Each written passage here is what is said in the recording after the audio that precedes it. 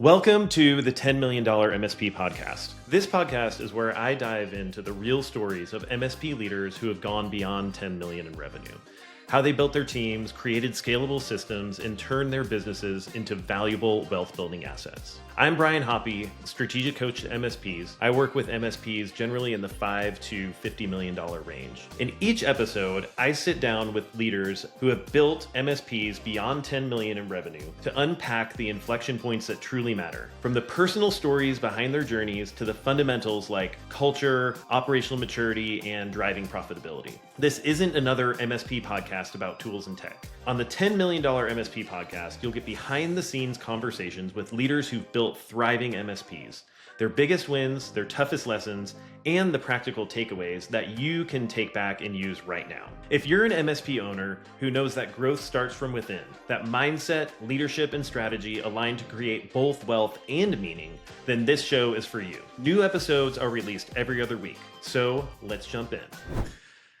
All right, so today I am joined by Serge Bukhar, and he is the founder and CEO of Atlas Technica.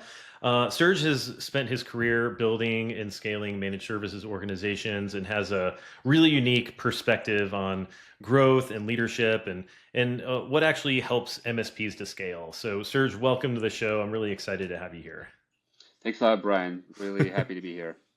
Awesome, man. Okay. Well, so obviously, well, not obvious to many of our listeners, but you have scaled an MSP organization much further than most people ever do. And so what I'd love to hear from you is, what do you think that most MSPs fundamentally misunderstand about what it takes to scale? I think the biggest problem, I should say, that I see is the lack of focus on talent, Mm, right? To me, this business is all about people. mhm, And, you know, I remember this is like, I think this is paint a good picture. Like, I had an engineer that came over and he said that he was set down by his MSP, the director or owner, and said to him explicitly, "You are a cog in the machine." And My goodness. and he's like, "Okay, got it. I'm gonna go find another job." Yeah. And he did. He came to us. He's been great. And Yeah. so my point is that I think a lot of people don't understand that this is a people business, Hmm. and you've got to get that right. Hmm. And if you get that right, lots of other things fall into place. Hmm. So Yeah. we spend a lot of time on cultivating that culture and creating a place that people want to call home. Hmm. And I think that's a big thing that people miss. And Hmm. then the second part, I think, of this secret sauce, if you want to call it that, is focusing on service, right? Hmm. We are a service business. I've heard MSPs call themselves technology businesses, like product businesses. Like that, to me, that's just wrong. I Hmm. think it's a service business, and I think that um, if you make your clients happy, they're just never going to leave in this Hmm. space. Yeah. And so, but you got to make them happy, not Hmm. just be okay with the service. They got Right. to rave about your service to their friends, talk about it, and really see value in what you bring to them. And Hmm. so then I think that the two things then feed each other, right? The people and the service. We have an internal slogan: we keep our people happy, our people keep our clients happy. I like it. I like it. Okay. Very cool. So, okay. So I want to give you a chance to kind of talk about your background a little bit. So your journey, kind of how you started the company, and then what you've been able to do over the last decade, or what you've been able to accomplish in your company over the last decade. Sure. Yeah. So just to take one step back behind Okay. that, I spent 10 years at another MSP helping them grow from being 80 to about 400 people. Hmm. And towards the end, about, 80 of those reported to me. So it's kind of like a, uh, a fast-growing organization, and in my career, we also, grew very fast as part of that. So it was a Hmm. great experience in that. And then I left. I went to work for Bridgewater Associates, which is biggest hedge fund in the world. Spent a year Hmm. there, and then started Atlas. Hmm. And I started Atlas with those two goals in mind that I just talked about, to focus on service and, creating an environment for people. And also there was a big change in the technology at the time, kind of like a transition from private cloud or on-premise infrastructure to public cloud infrastructure. So Right. within our, niche, we were the first vendor to do public cloud infrastructure, and so we were kind of able to grow a lot faster than a lot of our competitors because of that. Yeah. So fast forward 10 years, we're 350 people, we're global. Um, we did all of that without any acquisitions, without any financial backing. And so it's all been just consistent, relentless sometimes growth. Okay. And Wow. we are here now. We're still serving the exact same niche. We're very verticalized, so it's alternative investments. So all of Okay. our clients are hedge funds, private equity, family offices, and other boutique investment firms. Okay. Okay. Gotcha. All right. So let's just pause there for a second. So a decade, 0 to 345 employees, no outside investment, no acquisitions. That's a story that almost nobody can tell. Or I haven't heard that story told before. Let's put it that way. So that's a big deal. And then also you have you're really verticalized.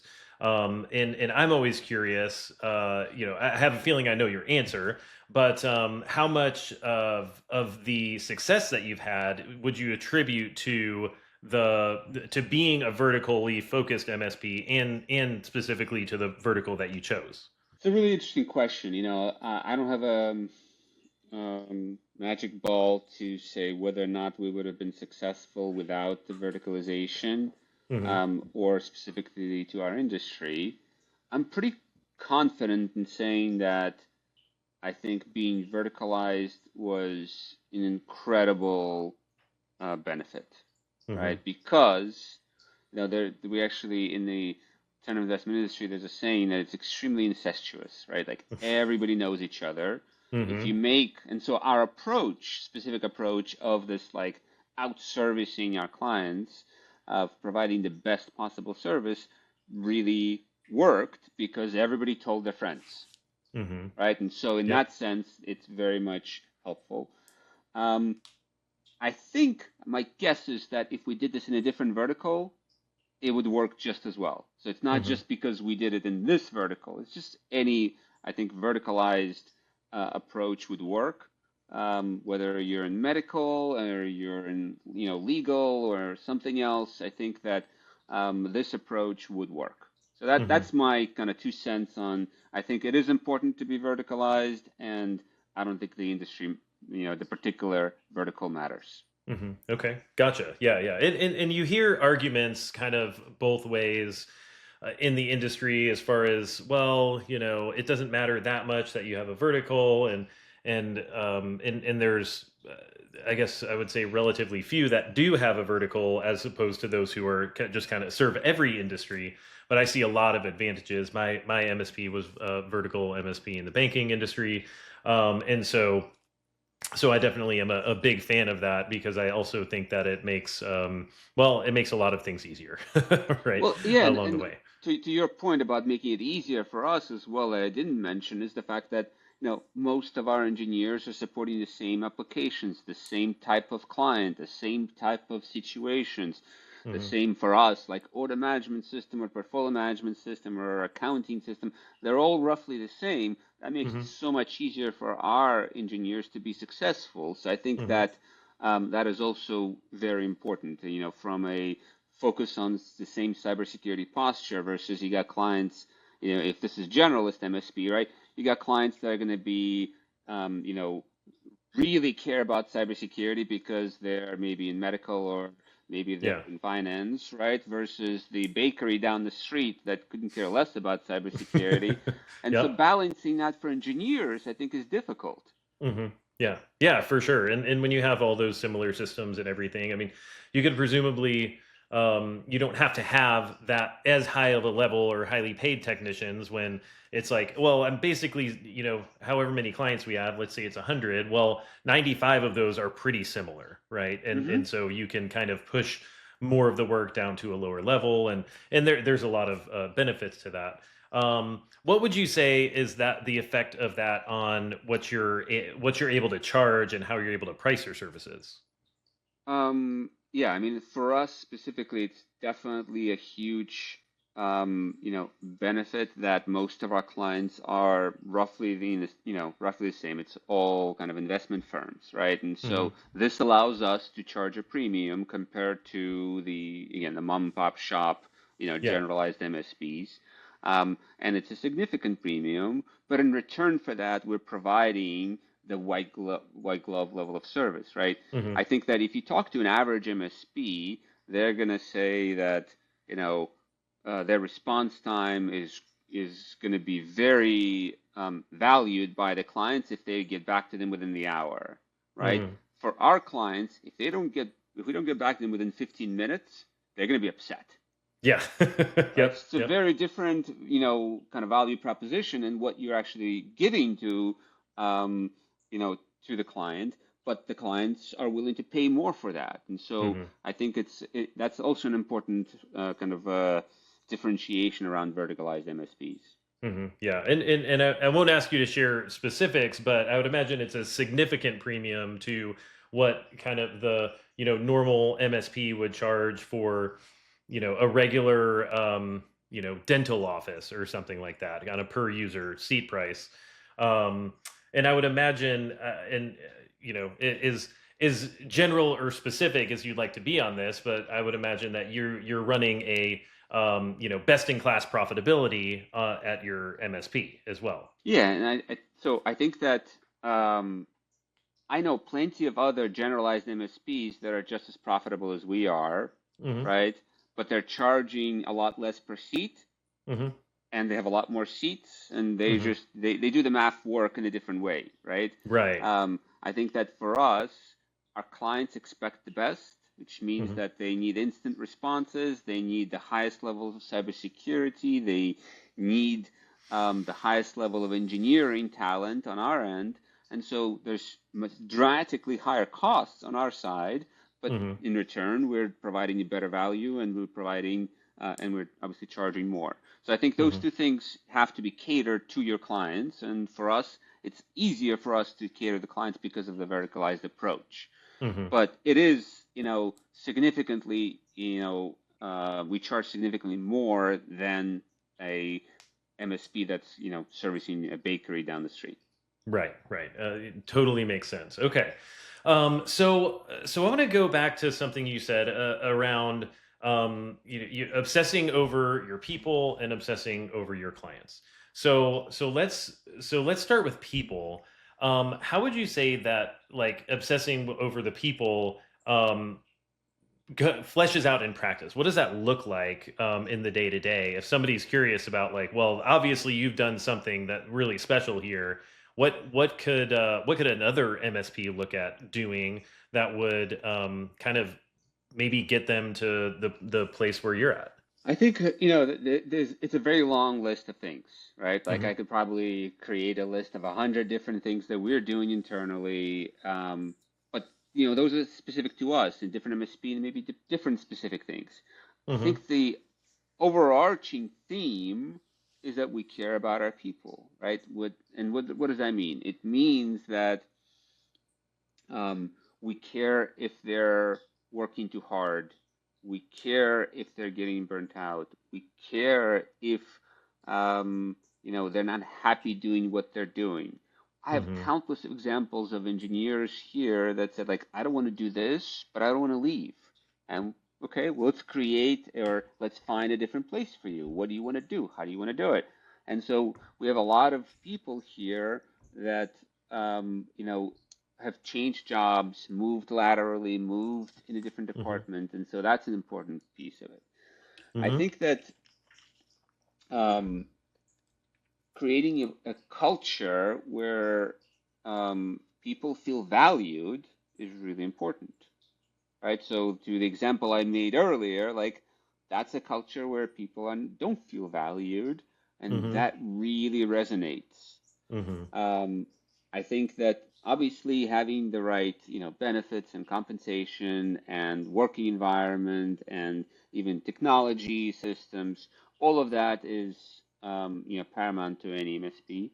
Mm-hmm. Um, and I think that creating a place where people can grow is a huge part of this, right? Mm-hmm. So Okay. we've got people that have been promoted 3, 4 times in the 10 years that they've been Mm-hmm. here. Yeah. Well, in the 9 years that I think the longest employee's been here.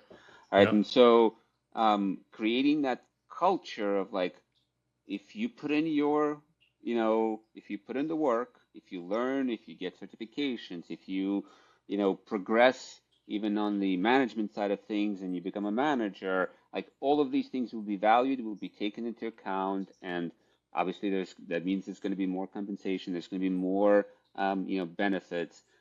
As a simple example, for every year here, you get an extra 2 vacation days. It's a small Okay. thing, but it Yeah. works. Like Uh-huh. there's a ton of people now that have been here for 5 years and they have an extra 10 days. Mm-hmm. Yeah. And if you're a manager, you get an extra few more days. And so Mm-hmm. going from a basic 15 days to 28 days for a bunch of people that are managers that have been here 5 years, I mean, that's a significant benefit, right? Yeah.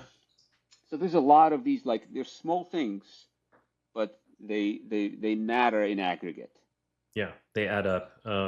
Where I think a lot of MSPs tend to be perhaps a little stingy with some of those things that you're kind of talking about, and have have a harder time being I guess generous with some of that stuff.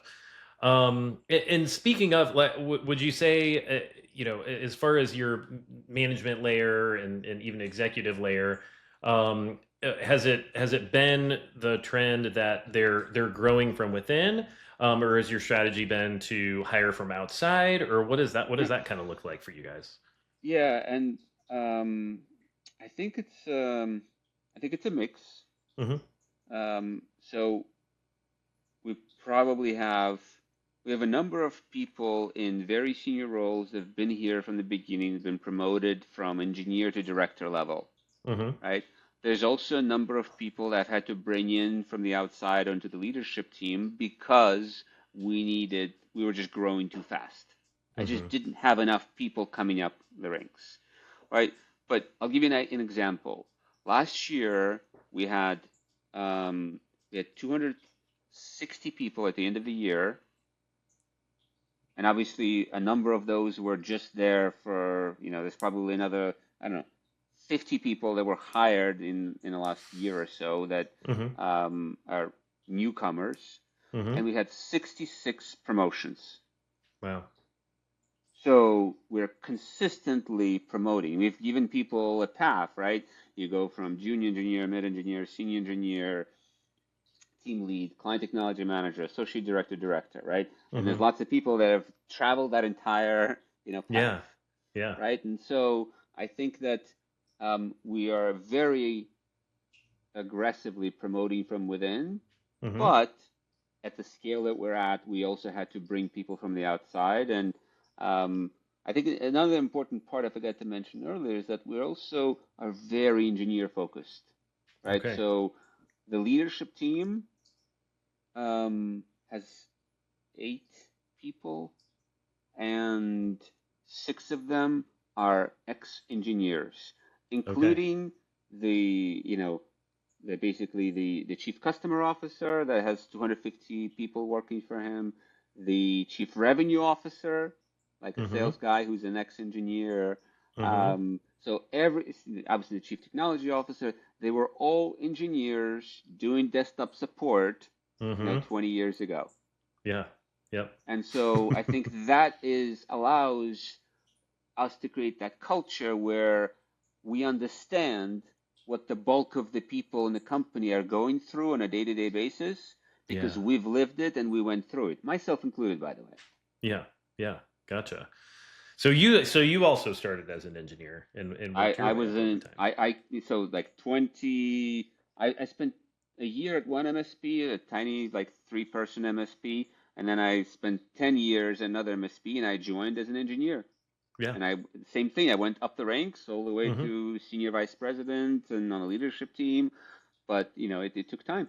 Yeah, absolutely. And I have a similar kind of story, starting as an engineer and developer and all of that back in the day. So, um, okay, so that's, I mean, that's obviously, as far as people goes, there's a lot of different ways to address that, but obviously the focus that you've had around the people has made a huge difference. And then let's talk, and we've talked a little bit around it, as far as obsessing over the client and the client experience, and we're a service business and all of those things. So what would you say distinguishes you, or your business from kind of the average MSP?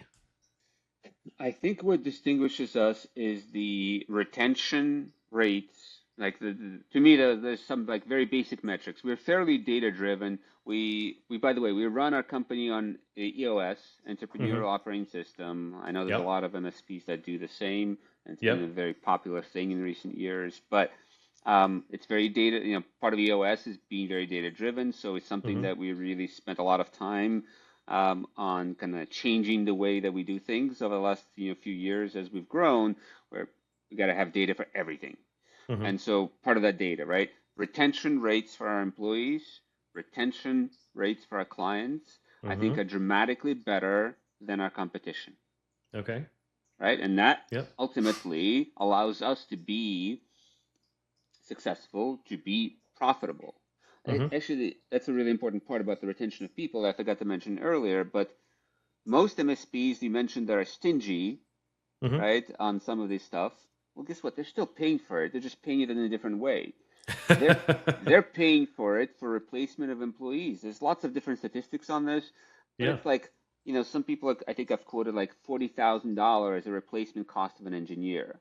Hmm. Well, guess what? Like, if you just pay, that engineer a little bit more, you're probably not going to lose them. You don't have to pay that $40,000. Yeah. And most MSPs that I've seen, they're revolving doors, people in and out, in and out. And the same for clients, they're in and out, right? Hmm. Lots of MSPs I know, even amongst our competitors, that you're basically like bringing in 50 clients, in a year, and you're losing 45. And it's just like, Yeah. like that's not progress, right? You're No. just standing still. You're treading water. Hmm. Yeah, yeah, absolutely. And the churn rates are, I mean, both for employees and clients, are, less than ideal, I would say. So it's like, by the time, if you grow your monthly recurring revenue, I think the numbers are somewhere around, the average MSP loses about 10% of their monthly recurring revenue every year. So if you want to grow by 10%, well, guess what? You got to go get 20% in order Exactly. to do that. And I So would much guess harder. from, yeah, so much harder, so than just adding the 20% and not shedding the clients. And so, that, yeah, that totally makes sense. And as far as, we've alluded to a few things on the client side of things. So it's response time, obviously. It probably has something to do with the care that your team gives to the clients. How would you characterize it? Like, if you had to kind of describe, here's what it looks like, practically, when, as you're serving your clients. What would you say that looks like? I mean, it's 100% like that. That care is paramount, right? Like Hmm. if your engineers care about the client, you like half the job's done. I Hmm. forget if they can actually solve the problem. If they just care and the client sees that they care, you're already like half the battle, right? Yeah. And then you just got to have the right engineers, right? One of the biggest things that we focused on, and it's another differentiator, is the recruitment process. Okay. um, we spend just absolutely ridiculous amount of time on recruiting. Like I've heard of lots of MSPs that interview basically a person for 30 to 45 minutes and like, hey, have you done this? Have you done that? Can you do this? Can you do that? Okay, good, sounds good. Let's go. You're hired, right? You Yep. know, like we spend for more senior hires 2 to 4 hours, Hmm. Hmm. and we go through the paces, right? Personality testing, like just talking to us, understanding their values, understanding their technical capabilities on the right technical set, giving them actual problems to solve, like here's a broken laptop, fix it, Mm-hmm. right? And watching how they fix it, because we don't care about the result, we care about the process. Do they Mm-hmm. understand how to troubleshoot? One of my pet peeves in the MSP industry is that 50% of engineers have a toolkit. They have a toolkit of like on their belt with like 100 tools, Mm-hmm. right? And they take a tool, they throw it at the wall and see what sticks, right? When in doubt, ipconfig slash flush DNS. When in Right. doubt, ipconfig slash renew. Reboot, the computer, restart this, redo this, change this, reset, this. And one of these things eventually will work. Right. But they don't actually necessarily understand what's happening under the Mm-hmm. covers, right? They don't Yeah. actually understand whether they don't actually understand if when I do this, it's this, and when I do this, it's this, right? Like, Mm-hmm. I came up in a family of scientists, and so I think I got the scientific method with breast milk, right? And Right. so, for me, it's a scientific method. You do this, the result is this or this, and based on Mm-hmm. that, you follow the chain up to a resolution. And I think most engineers just don't understand how technology works to be able to do that and to be able to understand how to troubleshoot faster and more efficiently. They just Mm-hmm. keep throwing the tools until something hits. Mm-hmm. Yeah. And so being able to interview on that and being able to interview that, each individual person on that is critical to the success. Mm-hmm. Okay. Yeah, gotcha. Yeah, it makes a lot of sense. And I would imagine, I mean, you're hiring what 50 people a year or something like that, and so you probably have a full internal recruiting team and Yep. and that kind of thing as well, right? So Yep. yeah. We've been hiring 50 to 100 people for the last 3 years, I think. Hmm. Wow, brilliant. That's well, that's a problem that I know a lot of MSPs would love to have. So, right, having to hire that many folks and do it well in a way that you're actually building the team that you want to build and retaining the culture that you want to retain in the process as well. That's been the hardest part, retaining the culture. Right, when we were growing, again, we were doubling in size for the first 5, 6 years, but Hmm. we were doubling from 10 to 20, right, and 20 to 40, and 40 to 80, right, Hmm. and so it's a lot of growth, but Hmm. it's not that difficult to keep the culture when you're still can like when me as a Yeah. CEO. This is like one of the business classes. I did an MBA at Stern, and one of the classes there said that the CEO can only see 50 people, so 50 people down. Like once you grow beyond 50 people, you can't see all the way to the bottom. That's like one of Yeah. the strategy courses Hmm. that we talked about. And Yeah. so but up until that level, like when you're in the 50, 60, 70 people, you can still know what's happening in the company. Hmm. Once you're beyond that level, you can't. So you got to Hmm. have a team, managers and leadership and all this stuff. And at that point, it becomes so much more difficult to keep the culture because Hmm. you can no longer see all the way to the bottom. You don't know what's happening. Hmm. And for us, that's been one of the hardest things is to keep the culture strong as we've continued to scale the business. Hmm. Yeah, yeah, and that's one of the bigger challenges, and that's where a lot of focus has to go into that and everything. Um, so I want to shift for a second and talk about as far as the growth. Like, I mean, brilliant level of growth over the last several years and doubling often and all of that. Um, talk to us about the sales engine that has driven all of that. So we're just about to turn 10 years old in 2 months. Hmm. Um, we are, um, yeah, so 3 years ago, up until 7 years, Hmm. we didn't have a single salesperson and zero marketing dollars. Wow, seven I was years. the Okay. I was the only one doing sales. I was probably spending 30% of my time on sales, Hmm. and it wasn't sales in the there's the in sales you usually talk about hunter versus gatherer, right? Like Hmm. so there's the hunters and there's the gatherers. It was pure gathering, like it was order taking. Clients Okay. came to us And we said, sure, we can do it. Okay. And so all of that was generated purely through word of mouth, referrals, references, industry groups, right? And so clients came to us because they knew that we were doing a good job, Okay. because their friends told them, because there's a COO network that said, somebody posted something like, hey, my MSP sucks. And somebody else would reply, well, we have Atlas and they're great.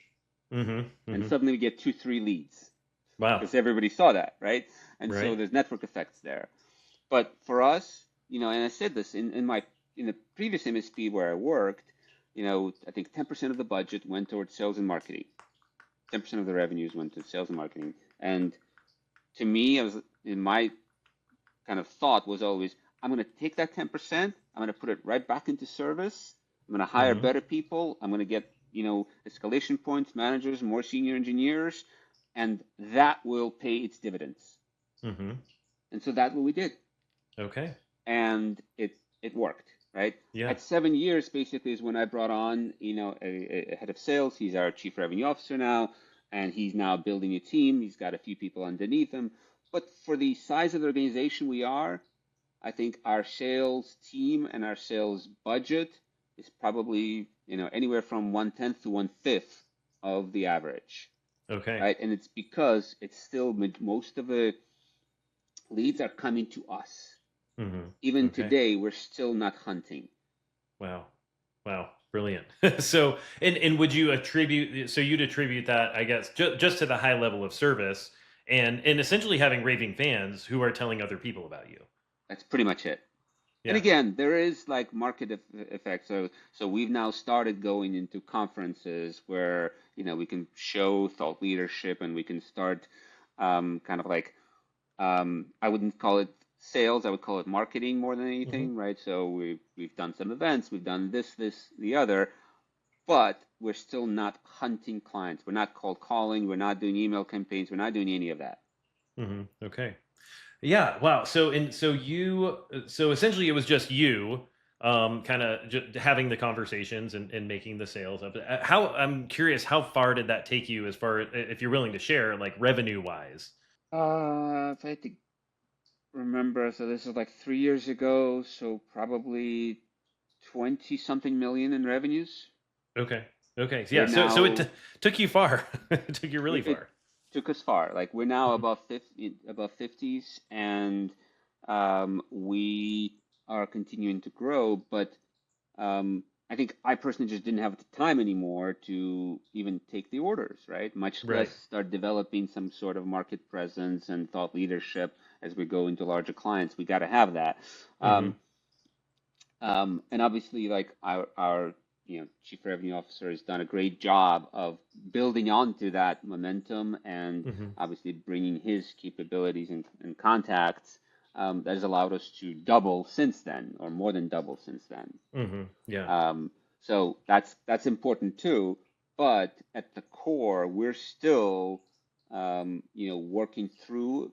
We call ourselves a reputation-based business. It's all about our reputation, and it's paramount to us. Yeah.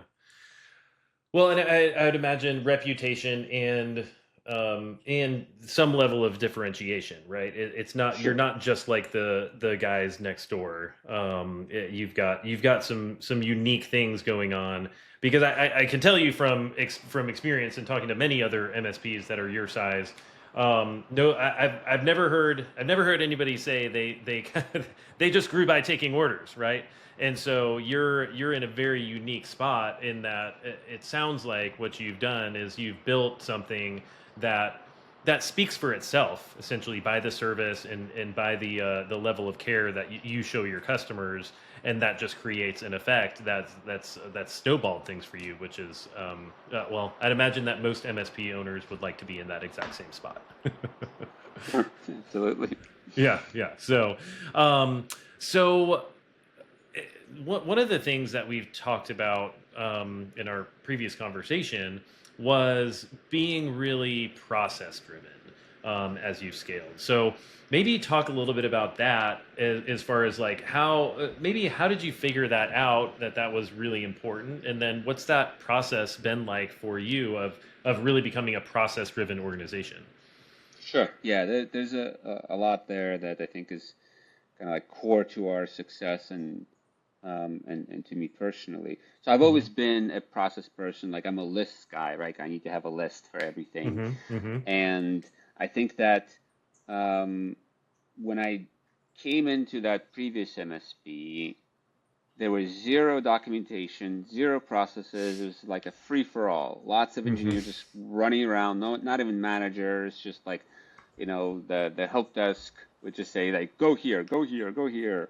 Um, and what I found there was like that's not very efficient.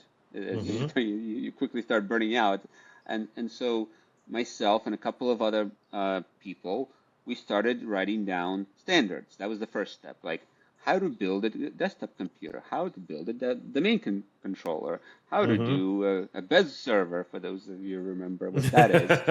Um, Back you in the know, day, yes. exactly how to do an Exchange 5.5 to 2000, Exchange migration. Mm-hmm. And, we started creating these documents and immediately like things got so much better, right? Like, Mm-hmm. and so we're like, "Huh, this works." And again, we're, in our early 20s, so we don't know too much about what this means or how to do this. I didn't have Yep. a computer degree either. And so I'm a psychology major. And so to me, I started like going down that path, and we started doing more and more processes and standards and documentation, and it worked. So like, okay, this makes sense. And so later after that, I went to work for Bridgewater Associates, biggest hedge fund in the world. Ray Dalio is huge on, he calls them machines, but Mm-hmm. ultimately machine equals process. Like Bridgewater is extremely process oriented. They also have a process for everything. So kind of and that really clicked in my head as well. But I think Ray really helps you understand how important it is and why it's important, rather than just like through like I have a fire to put out, so the best way to do that is to create a process so I don't have that fire tomorrow. Right. And so when we started Atlas, I really focused on that, and I said like from the beginning, everything we do is going to have a document and a process.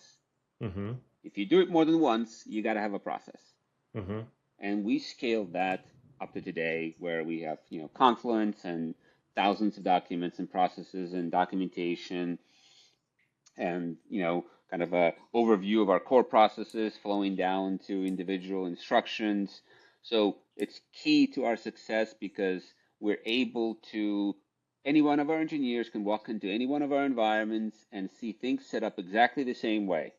Mm-hmm. Yep. And that allows us to be a lot more efficient than an engineer walks in, is like, I don't know what's going on here. I'm going to have to figure it out. 3 hours later, like, okay, I figured it out. Now I can actually start working on the problem. Right. Right? Right. Which, yeah, just creates And all kinds of inefficiencies that, well, you just don't need. Right. exactly. Mhm. So that Okay. process focus, I think, has been paramount for us. And it's not just on the troubleshooting IT side, it's also internally, like for people ops and for recruiting and for, you know, for technology, every department is focused on process that allows us to be efficient in that Hmm. particular area. Hmm. Okay. And who kind of makes sure all of that stuff is in order and up to date and actually followed by people? So that's a tricky part, right? So Yeah. we have core values, and part of the core values process oriented, Hmm. and that means that every department head and every manager are focused on it because that's what their responsibilities are. But it's really tough. We Hmm. literally just had our all hands, and that's one of the things that came up that said like a lot of the documentation um, is not always up to date. Hmm. Right, so Right. we're working on figuring out, okay, now that as we've scaled, how do we make sure that the documentation stays up to date? How do we create a process on revamping that, right? Like Hmm. you created it, great, but then there's got to be a cadence. Yeah. What is that cadence? How do you do it? Who's the owner? Who's in the Bridgewater terms responsible party or RP? Who's going to ensure that it's actually going to get updated on a regular basis? Mm-hmm. And one of the big things I try to vocalize is, you see something, say something. Mm-hmm. Subway slogan. Yep. Every person in the company is encouraged when they see a problem or something that's out of date, say something. You don't have to fix it if it's not your responsibility, but at least say something so somebody else can, Mm-hmm. right?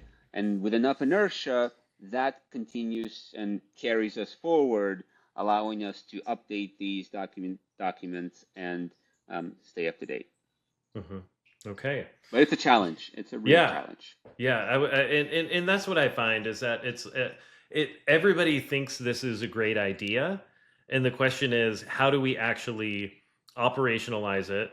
And then everyone is either creating some kind of documentation, following some documentation, or updating some documentation all the time. Because like anything that you're doing, you should be either following the process or updating the process or creating a new one if it's not there. And just managing all of that and keeping it front and center, it can really be a challenge.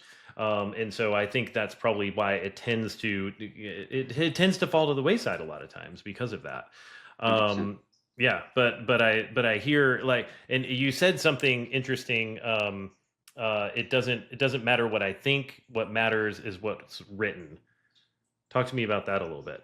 Um, so we actually had a interesting thing.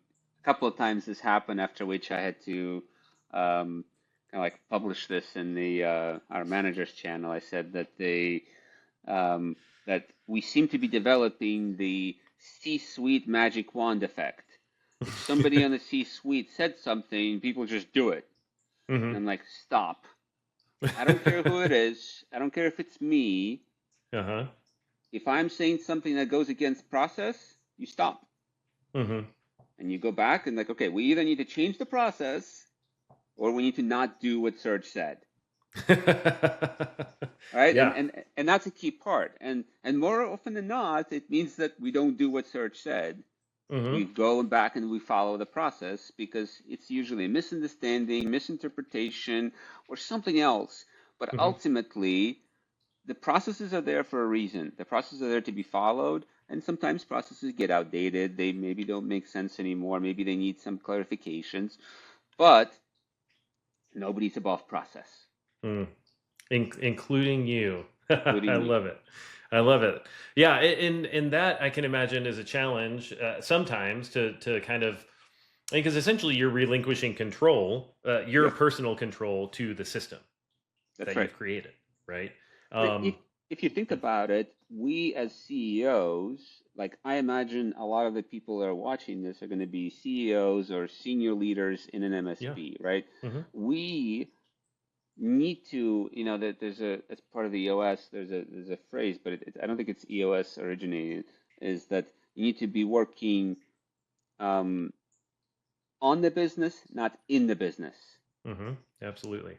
right? Yep. So if you're working in the business, Hmm. then you're just firefighting. You're constantly working on the minutia, the stuff that needs to be done, but you're not working on the business. You're not trying to improve the business and grow Hmm. it and mature it and so forth. Yep. And so if these processes, they exist to remove that, the in the business part, so you can work on the business and be above that. Yeah, absolutely. I think that's an E-myth concept from the old Michael Gerber book, but it absolutely remains Yep. true to this day. And I think that's sometimes one of the biggest challenges for CEOs is that, well, you like to be the one to make the call and and that people come to you with important decisions to make, and so you just have a lot of trouble just saying, you know what, actually. I'm going to create a system for this, so not every decision has to come to my desk. Instead, we have a process for that, and so go follow the process. If there's a problem with it, okay, maybe we need to have a conversation. But otherwise, well, let the business run without you, right? So that you can work on it. Absolutely. Yeah. That's key, and it's tough, right? Like I can vouch for that. I've Hmm. spent the last 3 years delegating every single little thing that I do. Hmm. It's been really difficult. But there's no way to, for me not to do that because at the scale that we're at with 350 people, there's no way for me to be involved in anything day to day. Hmm. And Yep. so creating the right processes, delegating, hiring the right leaders that can take over and making sure that they're the ones also, growing and continuously delegating to people below them. This is Hmm. going to be key in terms of being able to scale the business. Yeah. Yeah. Man, totally makes sense. So kind of on that note, or adjacent to that, what would you say would be kind of some of the biggest shifts that you have had to make as a leader during this process of rapid growth of your company? I think that, when I started, I was still very much a technologist, and I'm slowly kind of like moving away from that. I Hmm. still like technology. I still enjoy figuring out, big technology challenges and consulting clients on major changes, but I'm doing less and less of that. So kind of getting myself to step away from technology, that's been challenging. Hmm. Um, the biggest challenge was delegating and, you know, delegating everything. Hmm. And especially the decision making is so difficult to delegate. Hmm. So I've spent a lot of time with leadership team crafting the right processes that remove the responsibility, so remove kind of the decisions away from me, but Hmm. still leaving controls in place. Right. All right. Hmm. So for example, like basic thing, I don't want to be involved in any of the day-to-day procurement, purchasing of software, hardware, etc. But if we're going to spend $500,000 on something, I'd like to get the final say so. Right.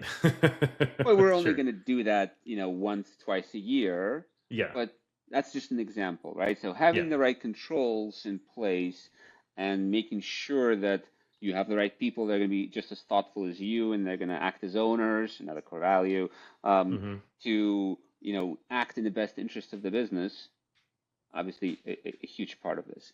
But I Yeah. think that delegation of everything, including the decision-making ability, that's been the biggest challenge I've had. Um, the other um, challenge I would say is time efficiency. There's just incredible pressure in terms of time, right? Like you're constantly squeezed for time, and being able to prioritize the right things Hmm. is really difficult. And especially for me, and I imagine a lot of people have the same challenge of, I'm a perfectionist, and so um, stepping away and, delegating that is difficult from a perfectionist perspective, but Yep. also from a time perspective, right? I want to do things the right way, and I can no longer do that. I can only do 80/20, right? Like I can only do up to a certain level, and then I've Hmm. got to get somebody else to finish it. Yeah. And Yeah. so time pressure is real. Hmm. Yeah. Yeah, that's a big piece of thing, and it's some also some stuff you have to relinquish that you kind of like to do, right? Yeah. But and that's ultimately for the greater good of the company. So how do you or how have you kind of thought about well, and I like to think of it in terms of, okay, so as a CEO, what is my highest and best use for the company? What are the things that I should be doing that I'm uniquely good at and that only I can do and that are going to bring the most value to the company? So how have you thought about that for yourself? It's been an ongoing kind of thing, right, over the last 10 years where I've Hmm. had to, slowly delegate more and more and more and more and more and more. At Yeah. this point today, pretty much nothing that I should be involved in. And so I've now become in many ways kind of the chief strategist and chief coach, right? So Hmm. like I'm coaching the team, both the leadership team and sometimes one, two levels below that, I'm trying to help them be successful. Mm-hmm. And I'm looking at long-term strategy for the business, what's best for the company. Mm-hmm. And those are kind of like including, on the strategy side, including the culture of the Mm-hmm. company, right? Yeah. Those are the primary things that I'm trying to focus on because that's where I can add the most value. And it's not necessarily because I'm sure I could be the best possible desktop support engineer, but that's not adding enough value to the business, right? Like I Right. can fix that computer, or at least used to. I don't know about anymore. Yeah. Right. Better than anybody else, but that's not adding enough value. And so even if I am good at that, and then maybe I even enjoy it, like I can no longer do that. I can Mm-hmm. only do things that add the most value, to the business. I actually liked one of your articles that specifically talked about the shareholder, Mm-hmm. right? You go from, kind of like the doer, then you become the CEO, and then you become the shareholder, Mm-hmm. right? And the shareholder, the goal is how to increase the enterprise value of the business. Yep. And so you have to spend every moment of your active work on the business, not Mm-hmm. in the business, should be about how to increase the enterprise value. Yep. And that's all about strategy, culture, and, coaching the team. Yeah. Absolutely. And I love that thought. So, um, okay. So just as we're kind of wrapping up here, um, I had just a kind of a thought around what do you think is coming for the industry over the next 5 years or so? What do you think the what do you think are the major things that will change, or how will the industry grow, or yeah, what do you see for like the 2030 MSP? So, 5 years is a long time. Yep. We might be in 5 years we might be being run by AI as a planet. So who knows? But Right. assuming that doesn't happen, I think that's kind of like the big things that we look at is one, I forget spoke about this, but it's the managed intelligence provider. I think that's the term Hmm. people have been using. Hmm. So like getting a lot more involved into AI and the workflows and the day-to-day kind of like data management and information management Hmm. for our clients is going to be a big part of it. Hmm. I don't know exactly what that's going to look like. Right. I don't have a crystal ball. We have some Yeah. thoughts, um, but that's, I think, going to be a big part of the 5-year plan. Hmm. The second thing I think is going to be we're going to see a continuation of roll-ups, right? Yep. I forget if the data is like 40,000 MSPs or something like that in the US. It's some crazy number, right? Like Yep. we don't need 40,000 MSPs in the US. It just doesn't make sense. It's not Yeah. efficient. Right. And so is that going to be, 20,000, 10,000, or 5,000? I don't know, Hmm. but there's going to be a continuous roll up happening in this industry, roll up trend happening in this industry, where there's going to be more and more large MSPs and less small MSPs. Hmm. I think Okay. that trend will continue. Yeah. Yeah, Um, but most likely. and then the third trend I think is going to be, um, and by the way, I don't know if I made it clear, but on the intelligence side, like it's going to be a lot about AI Hmm. services as well. Right. Right. But the third trend I think is going to be cybersecurity. That's going to continue.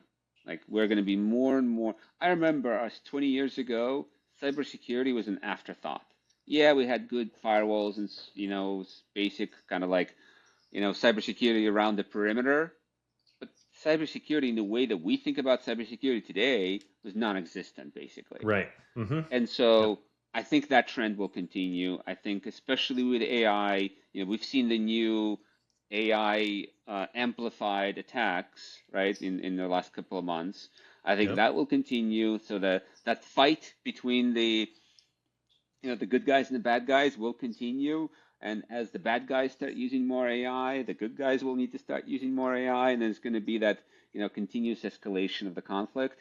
And so there's going to be more and more cybersecurity tools, cybersecurity kind of investments happening, and we'll see that through the MSP lens. Yeah, no, totally I makes think sense. Okay. I think that's the three things that I would call out as the big ones.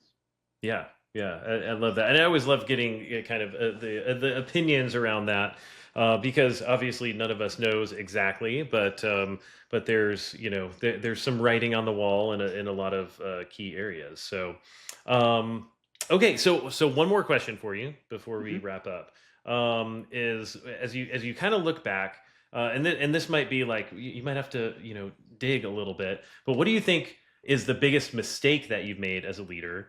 And what has that taught you? Biggest mistake that I've made as a leader is probably not.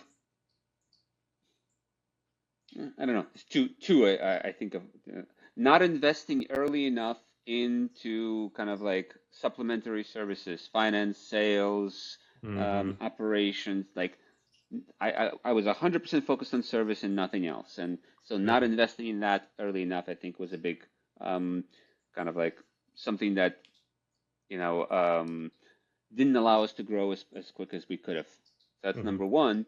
And then I think the second one is not making decisions faster. Okay. And when I say decisions, I mean people decisions, for good and for bad, right? Hmm. Meaning that sometimes you have a cancer in the company and you have to make that decision, and it's a really tough decision, but you've got to make it. And sometimes you have, a superstar 10x person and you got to promote them faster, and sometimes you don't. So I think on both sides, Hmm. making those people-based decisions faster is critical. And even if it's just maybe it's not even making decisions, but just taking lots of time to think about that decision so you can Hmm. make it easier, I think is key.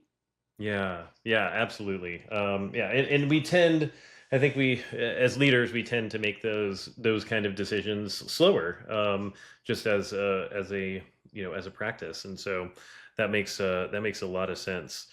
Well, so before, is there anything else that you feel like is like something that like every MSP should know or every MSP should do? Um, just kind of as a final word as we wrap up. Would you can you think of anything like that? Um, Outside of everything that we've talked about, because I really Yeah. believe in people and service and all of that, but the things that we haven't, maybe something that we haven't said yet, Hmm. talk to your clients and talk to your people. Hmm. Just have a conversation, whether that's a survey, whether that's a in-person QBR, whether that's a skip level meeting with lower level people, for your managers. Talk to your people, talk to people, right? Whether it's your people, your employees, or your clients. Hmm. It's going to be invaluable what you learn by just talking to people. Yeah. Yeah, absolutely. And a lot of times we just don't take the time for that to Exactly. actually have those conversations and hear from our clients and the good and the bad. Yeah, Um, 100%. and Sometimes the even bad yeah, is the most valuable advice you can get. yeah, Somebody exactly. that kicks you and says, like, this needs to be fixed.